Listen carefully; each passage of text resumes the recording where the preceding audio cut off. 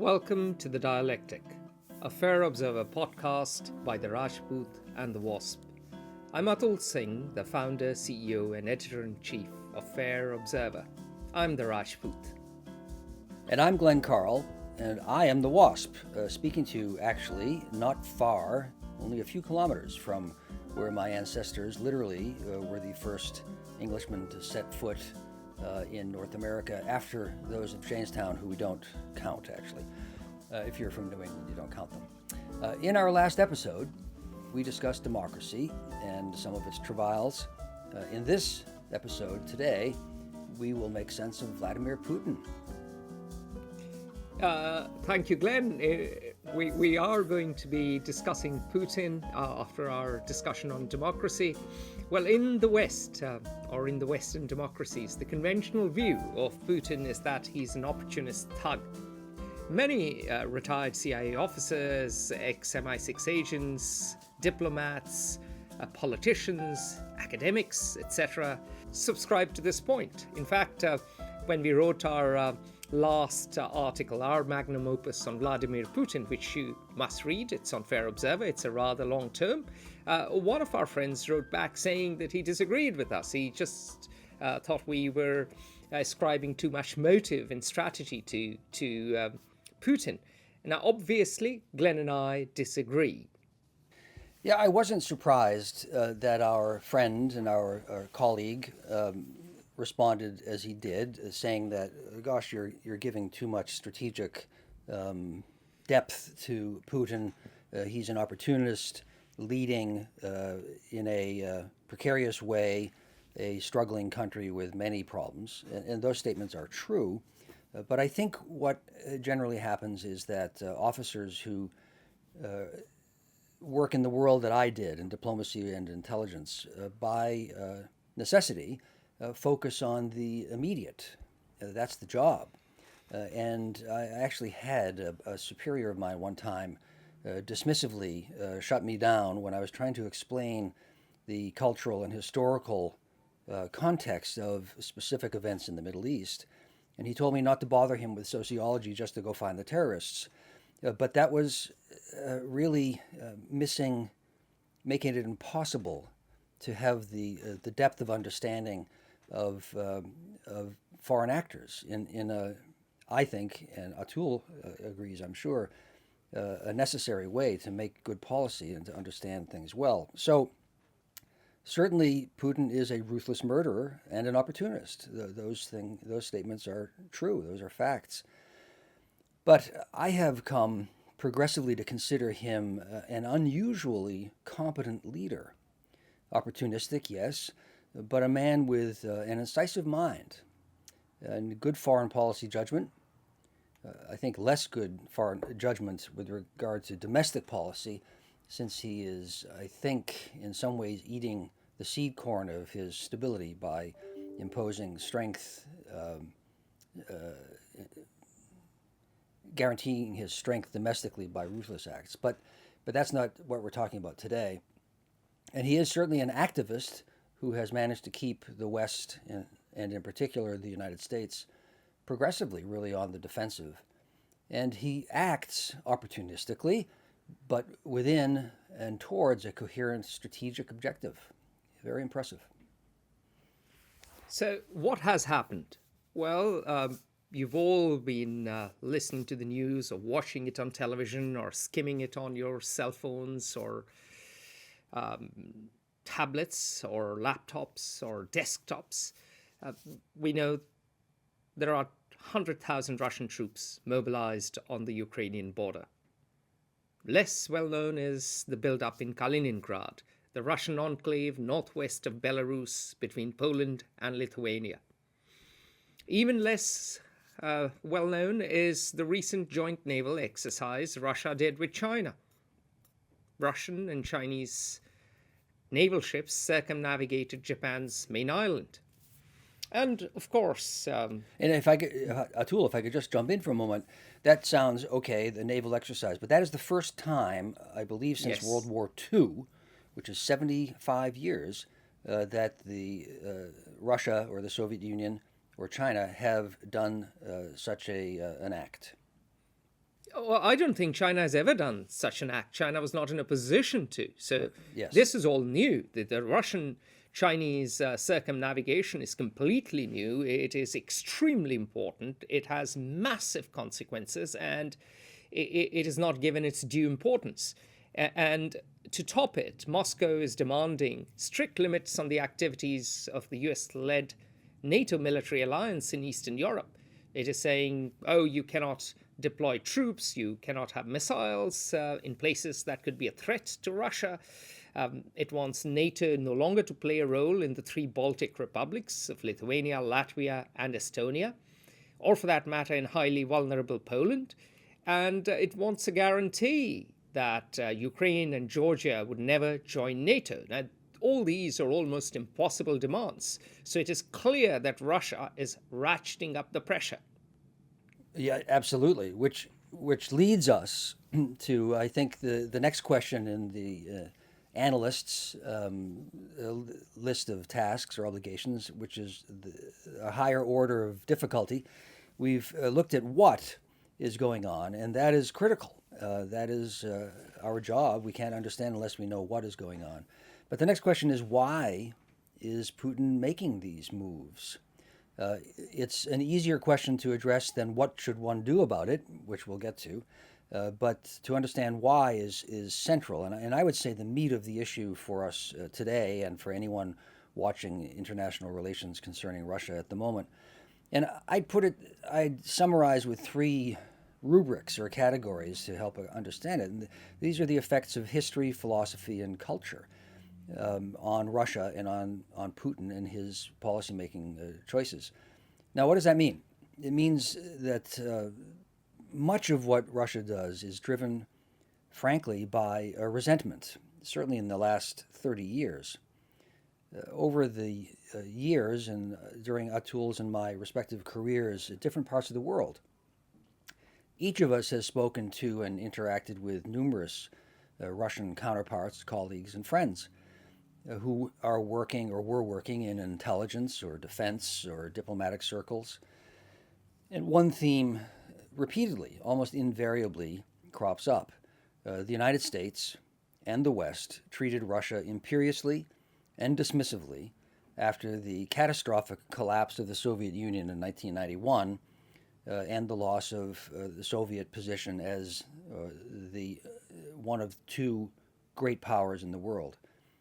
But it's also not just resentment. It's an aggressive, what Putin is doing in the policy choices of the last months that Atul outlined, is also an aggressive pursuit of historic Russian objectives that go far, much further back in history than the relatively brief period of Soviet Russia.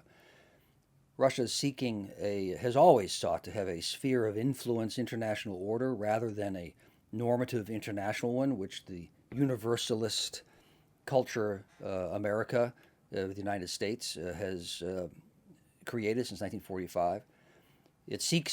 Russia seeks to have predominance, hegemony in what it calls its near abroad, and what the West, until the fall of the Berlin Wall, called Central Europe or Eastern Europe.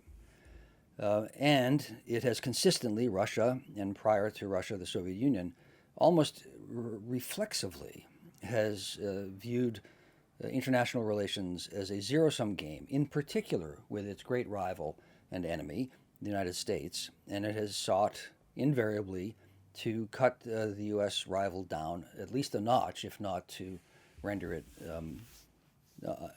incapable of functioning.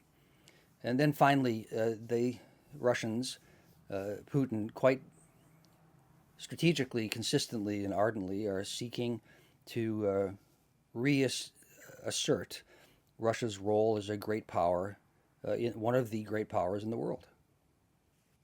So this brings us back, or rather I will take us back to the roots of Russian resentment.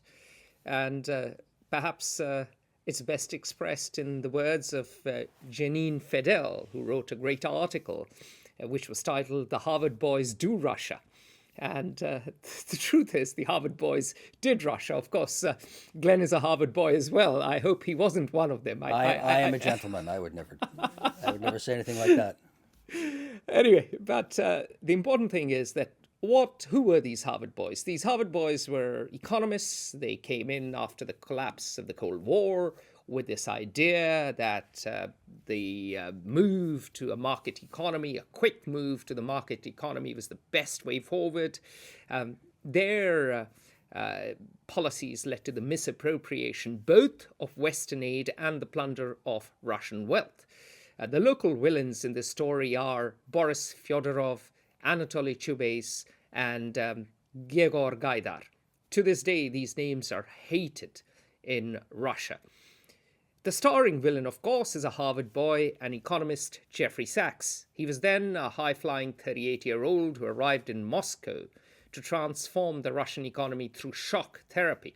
Now, this shock therapy was a complete unmitigated disaster because privatizing an economy before establishing a functioning legal and juridical system invariably and inevitably leads to overwhelming corruption and concentration of wealth. In other words, a thug's kleptocracy. And what shock therapy led to was asset stripping, massive impoverishment, runaway inflation. In fact, in 1995, inflation averaged 204.91%.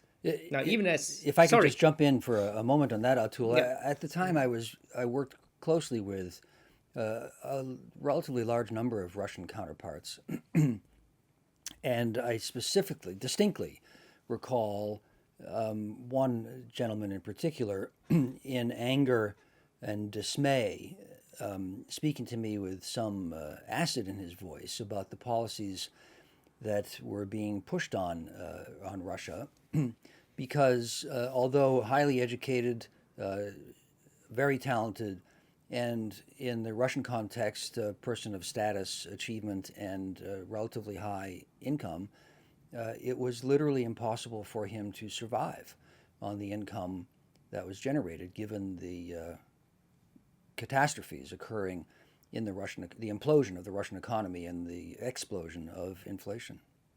Yeah, and to give that statistical perspective, in 9 years, Russian per capita annual income cratered. It went from $3,440 to $1,710.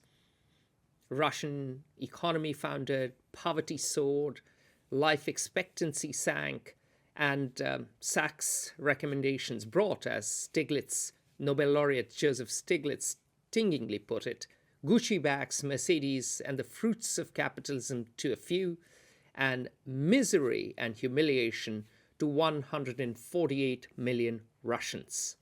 You know, it's a tragedy on so many levels. Jeffrey Sachs was applying his policies of shock therapy at the time, and was successful in implementing them, which led to the crises that Atul has touched upon. But his voice was not the only one, and since that is what happened, that is what is significant, certainly to Russians. That's the history, that's the reality that occurred. But at the time, there were large numbers of American officials who were aware of the dangers of shock therapy and who were trying. And I know, because I was in a small way part of the effort to first implement the rule of law, impartial rule of law, and to establish private property, which for people in the West is an almost inconceivable point to imagine. Nothing belonged to anyone. No one owned anything, of course, by definition, in the Soviet communist economy. And you think, well, okay, then we'll just have private property now. But how? How does that happen without opening vast possibilities for graft, theft, kleptocracy, as Atul said, abuse, concentration of wealth, and terrible poverty. It's an almost impossible task to go from from nothing to something. I'll just make one. I won't take us too tangentially off base, but when my ancestors, when the Europeans arrived in America, one of the tragic realities that led to the ultimate destruction, frankly, of Indian nations, the first Native Americans, was that the Indian cultures had no private property. They had no sense. It did not exist. The concept was alien. It's like describing a color to someone who is blind. You cannot do it. And of course, for my English ancestors, property was everything. And so it led to hundreds of years of misunderstanding and ultimately to the ruination of the Indian nations. Similarly, going from a Soviet economy where property does not exist to one where it does exist from one day to the next, as essentially Jeffrey Sachs was obliging be the case, led to catastrophes that we are still living with today. Now, importantly, this happened perhaps more out of ignorance than intention. But the Russians, they view this as part of a malevolent conspiracy. Now, in our view, Sachs was guilty of hubris, but from the Russian point of view, Sachs was planning and plotting as part of a grand American design to first destroy the American economy. Then the Russian economy. The Russian economy, sorry. First, to destroy the Russian economy. My apologies. First, destroy the Russian economy. Once the Russian economy was not just on its knees, but on its back. Then second, expand NATO. And then third, just take over the Russian spheres of influence. And fourth, to make Russia a rump state and a vassal of the United States. Atul, I think for most Americans and probably most people in the West who are only pay casual attention to the Russian psyche and Russian foreign affairs, which will be the case for most people. Most people have their own lives to live. It's a very small subset of people whose job it is to understand what Russia is doing or what the United States is doing. They are either truck drivers or surgeons or singers, or they have their lives. But it almost sounds like a cartoon to me, as someone who has devoted his life to foreign affairs. That characterization, description that Atul gave, almost sounds like a caricature, like something out of a cartoon. But I can state categorically that almost every Russian official with whom I have dealt shares that, sincerely believes in that explanation of American objectives and actions, and has always viewed my efforts to counter those arguments as either proofs that I'm an effective CIA officer because I'm disingenuous, or that I am a typical American because I'm hopelessly naive.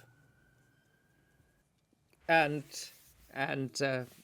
Putin personifies, the former KGB officer personifies Russian resentment completely.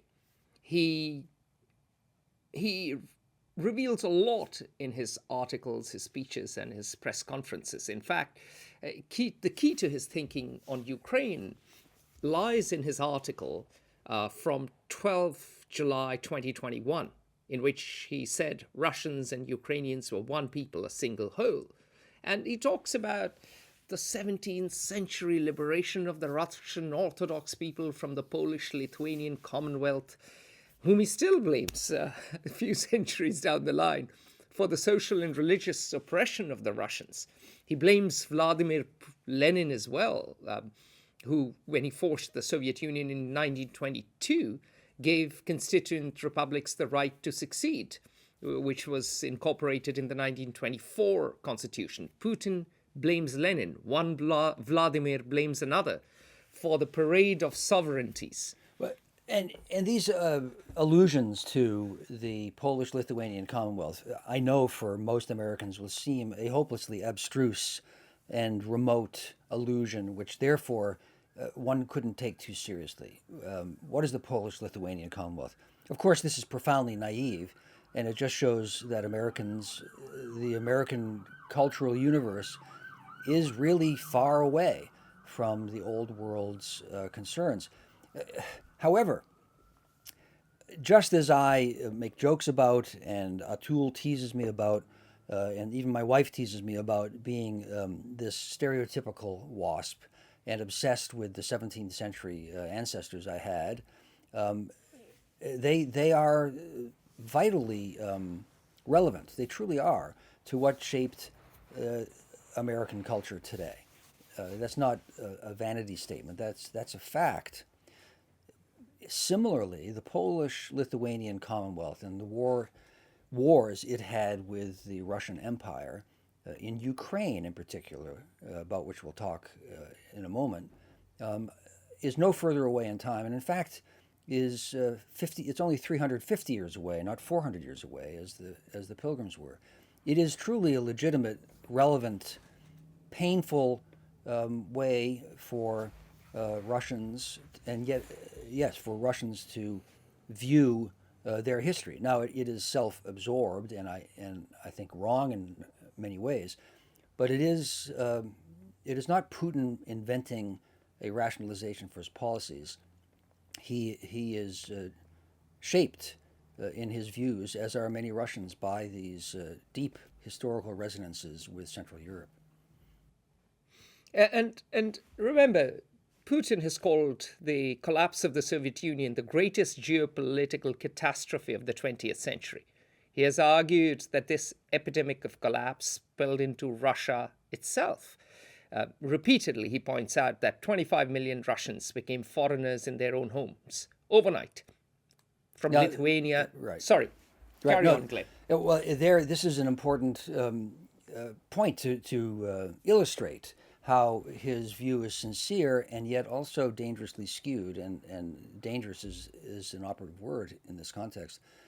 Well, it's true that Russians, with the fall of the Soviet Union, who resided in what are now independent countries and were prior to the Soviet Union also frequently independent countries, that these Russians now are no longer citizens of Russia. This is what Putin uses to justify many of his actions with regard to Ukraine. But one has to, and then he characterizes the Ukrainian policies and NATO policies and American policies with regard to Ukraine and Russia as illegitimate because derived from and thus tainted by Nazi propaganda. That's true as far as it goes, meaning that, yes, when the Nazis invaded Ukraine as part of the Soviet Union, many Ukrainians welcomed the Nazis as liberators. Now, why did they do that? Because under Stalin, they had been treated as vassals, and the Stalin's regime killed 3.9 million Ukrainians in 15 years. So, yes, the Ukrainians were looking for relief from an almost genocidal regime out of Moscow. Now, it's true that the Ukrainians quickly discovered that the Nazis were equal opportunity massacreurs and murderers, and killed 3 million Ukrainians. So the poor Ukrainians had it from west and east. But the self-serving version of history of Putin omits such awkward facts, and yet is sincerely held by him and his colleagues. So what Putin is now bringing in is Tsarism without the Tsar, or rather Putin as the new Tsar. Out is the Soviet Union as if it was just a fleeting invasion of Russia, just as the Mongols came and left. Of course, the Soviet Union has left many things behind. And Putin himself is a product of the Soviet Union. He's a KGB trained officer. But what has happened really is that Putin has gone back to the pre-World War I pan-Slavic and imperial Russia. The historiography is back. The philosophers are back. In fact, it is true that, and well known, that Putin was inspired by Max Otto von Stirlitz, the Soviet James Bond. But his life was upended by 1989 when the Berlin Wall collapsed and Moscow was silent. And, and Putin and millions of Russians have now reverted to Russian nationalism. Out goes the idea, that silly idea of communism, and in comes a more deeper identity, a sense of nationalism, a sense of pride, which at its core is Orthodox, Slavic, and autocratic. The Russian Orthodox Church, persecuted during the Soviet era, has made a spectacular comeback. You'll often see Putin dipping into freezing waters of a cross-shaped pool to observe Orthodox Christian rituals such as Epiphany and you'll also see the glamorization and glorification of Cossacks, who were the sword arm of Tsarist Russia. So it's interesting that you now have Tsarism without the Tsar, or rather, Tsarism with Putin as the new Tsar, as I often say. Yes, it really is an ironic comment on history, how fleeting, and although 75 years in existence, and superficial were, in the end, the communist revolution and its effects on the Russian soul.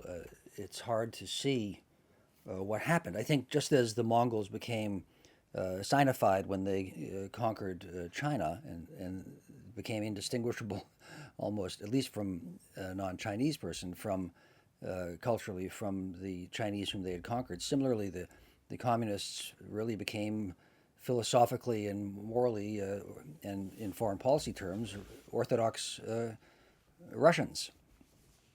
It's a lesson in history and the superficiality of culture and the superficiality of philosophy and the depth of culture, I think. I'm sorry, go ahead, Atul, pardon me. No, I was about to say that it seems that interests trump ideology and culture trumps philosophy most of the time. Yeah, one can wonder why, as some of my colleagues felt, and many of them exceptionally brilliant people, wonder about the utility of modern philosophy. But that's a subject for a different discussion, which would bore so many that we would have only one person listening to us, I think. To revert to the far more engaging issue of Russian culture and motivations for their foreign policy gambits, I think what we've been talking about really is that this collective, the Russian soul, the Russian identity, Russian culture that is, and Putin is quite not normally, profoundly a Russian nationalist. How is it distinguished from the West? And Western Russians have almost always viewed Western individualism and cosmopolitanism as decadent infections of the true organic, historic great Russian soul. The strength and the stability of the Russian state has always taken precedence over human rights, which are part of this cosmopolitan, decadent infection from outside. In what Putin is making a new Russia, it's really old Russia resurgent. And in it, this goes back to Ivan the Terrible, Peter the Great, Catherine the Great, and Stalin. Respect for the ruler is sacrosanct. And Putin has become, quite effectively, successfully, a father figure for a powerful and a strong nation that can once again project its power where it wishes and be beholden to or humiliated by no one. So we've had, after the humiliating years of a weak Mikhail Gorbachev and a drunken Boris Yeltsin, two characterizations I don't really subscribe to, but certainly widespread in Russia. Russians, a large majority, according to polling, Russians see Putin as a leader who has finally restored dignity to a great nation and people. Now, building on from what Glenn has said, if you look at what inspires Putin, and we won't go into it in much detail, those of you who are interested can read our article making sense of Vladimir Putin's long game on Fair Observer.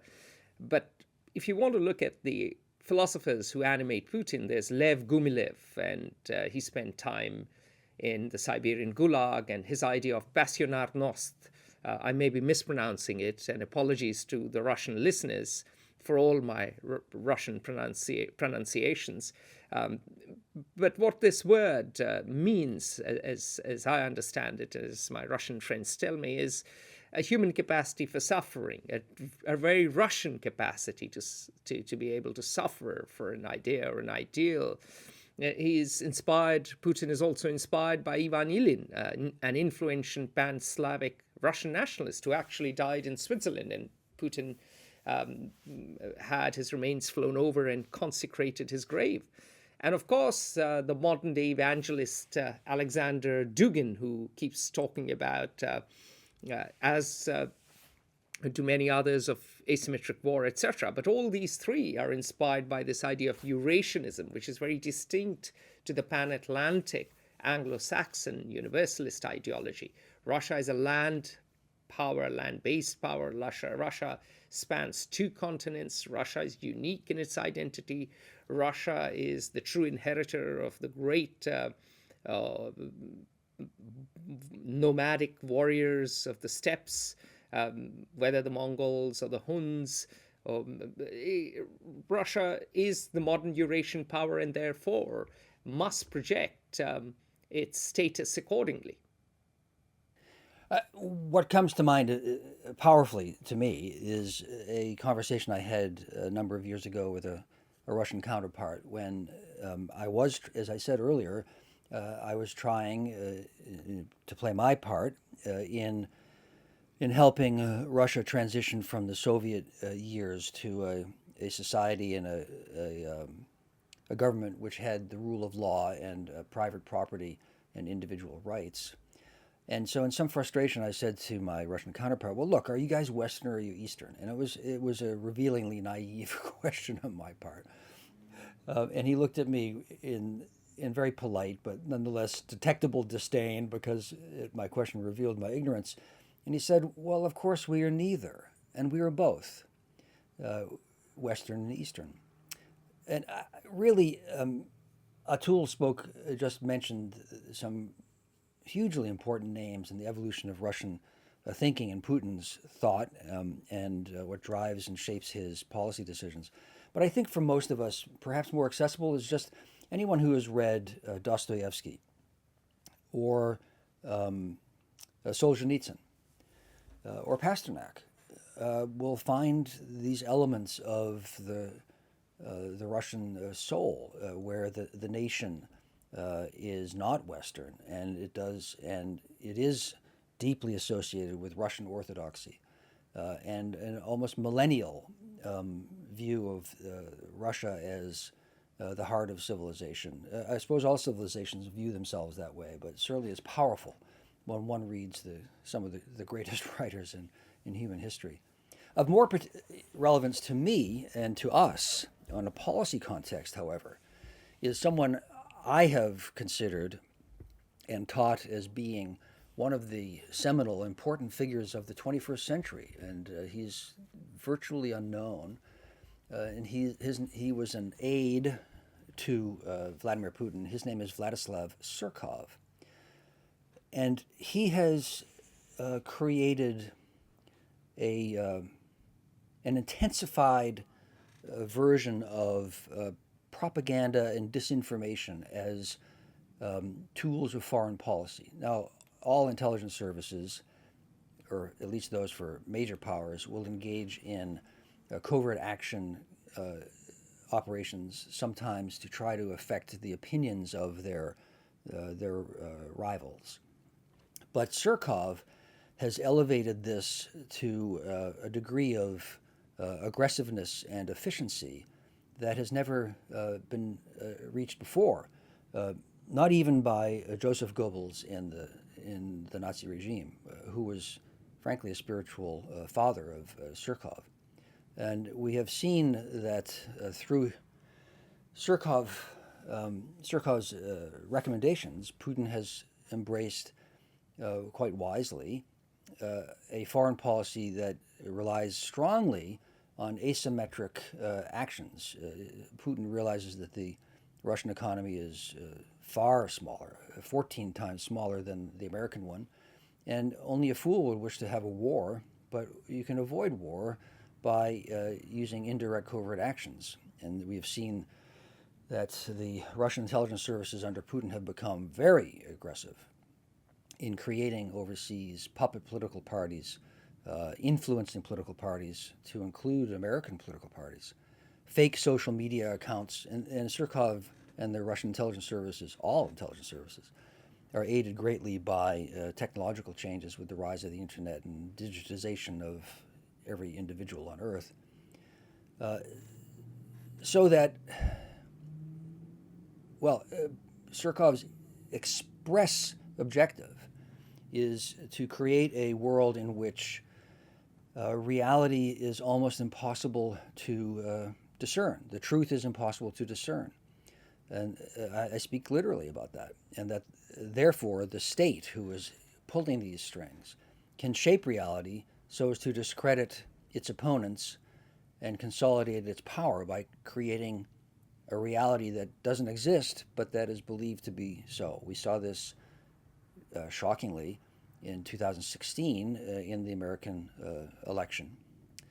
And I'll just conclude on Surkov by saying that he has married disinformation with modern technology and the monarchical archetype of how to govern Russia to enable Putin to become the modern-day Russian Tsar.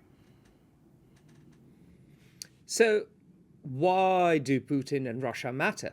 Well, there are practical implications for the present and future. For a start, it's very important to remember, and most people forget, that Putin has said repeatedly, if I remember correctly, that the liberal idea has outlived its purpose. Western views on gender, culture, and power must not be allowed to overshadow the culture, traditions, and traditional family values of millions of people making up the core population. So what Putin is doing is he is laying down a marker to challenge the West. This is not just an opportunistic, okay, let's move a few troops in Ukraine and let's stir the pot a little bit in Hungary, let's cause a pinprick in Lithuania, let's have some gas diplomacy or gas wars with Ukraine and let Europe freeze, especially the Germans, or let's have Nord Stream 2 and divide Europe, or let's have a new gas pipeline with China. There is something deeper going on. You know, for all of Atul's and my description of Surkov or Putin's actions or specific issues with regard to Ukraine or Lithuania or flotillas in the South China Sea and so on, to a shocking degree, really nothing has changed for 400 years. This is not just true for Russia, it's in general true.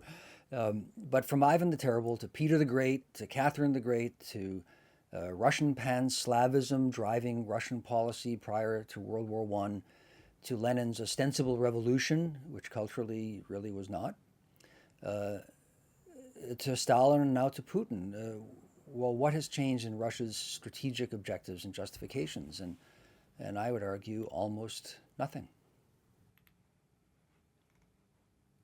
Well, the Russian president, to go bring it down to modern times, the Russian president wants and has always sought to restore Russia's greatness and reestablish hegemony over its near abroad. That's the Russian. That's how they characterize what we view as Central and Eastern Europe, the bordering states, which are all smaller, of course, than the behemoth Russia, as its near abroad and is rightfully under Russian hegemony.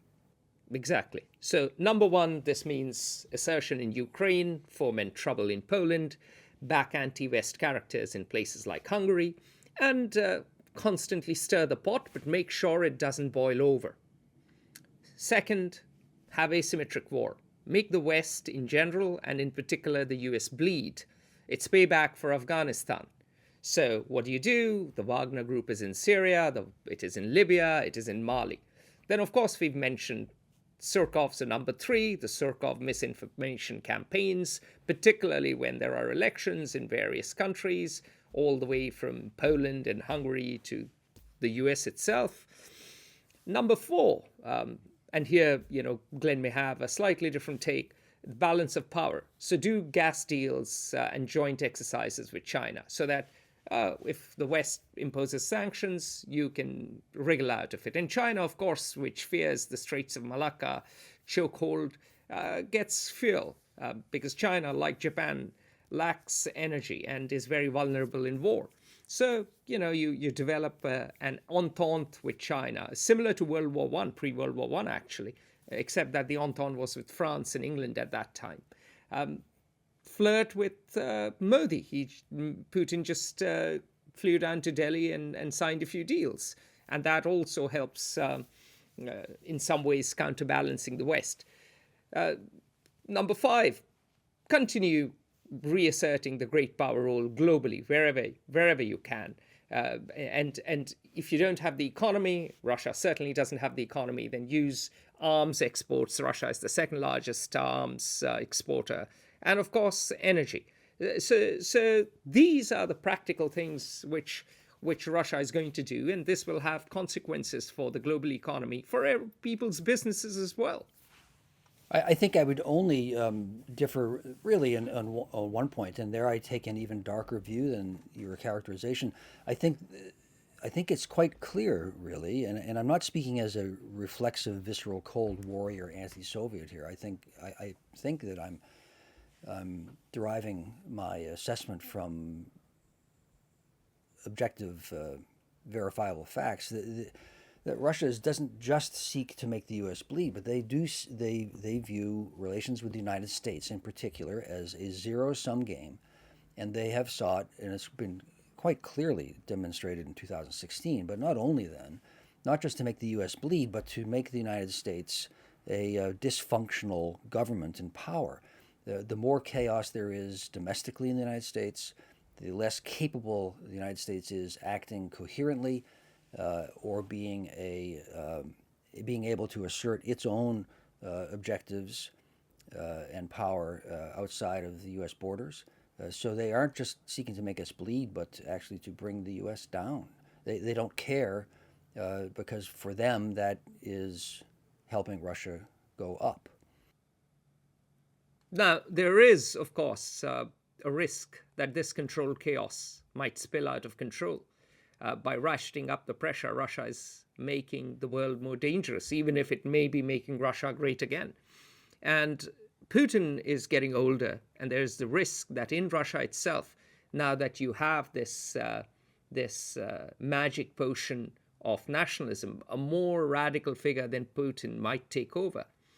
And on a more practical note, for a lot of other democracies, Russia might just succeed in playing divide and rule through Surkov's tactics within these democracies and make them more dysfunctional. And on a more wider level, Russian actions might eventually trigger a wider conflict. Remember, no one really wanted war before World War I. Everyone was saber-rattling.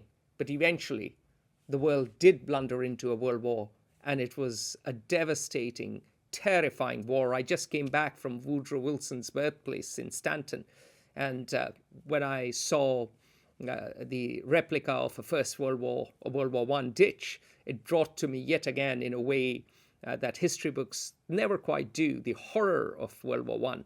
And I think it is a real risk. A wider conflict is a real risk, which is underestimated by most people and underpriced in almost all markets. Well, I guess I would just conclude with 2 points. I think one to echo or amplify, perhaps, I don't know, your remark.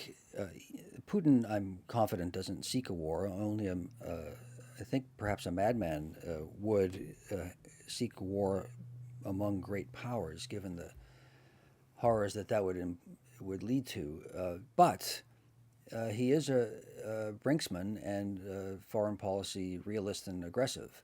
And the problem with policies like this for anyone, any leader, is that it only takes one individual to make one mistake or to misunderstand slightly his or her orders.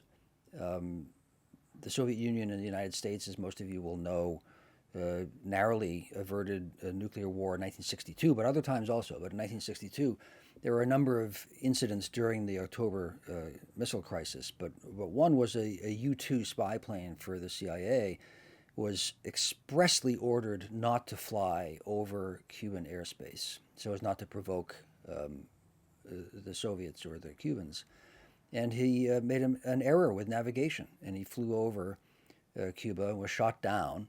And fortunately for us all, Khrushchev decided to make nothing of that publicly, and the Americans never acknowledged it at the time.